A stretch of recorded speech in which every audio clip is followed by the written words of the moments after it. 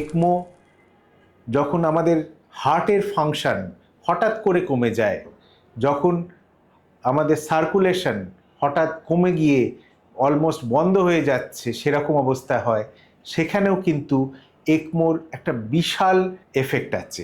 সব পেশেন্টকেই কি আমরা এটা দিয়ে থাকি? না, কারণ আমরা সবসময় দেখি যে তার রিকভারির চান্স কতটা, তার বয়স কতটা, তার আগে হার্টের কি অসুবিধে ছিল, বা অন্যান্য অর্গানগুলো ফাংশন কীরকম ছিল।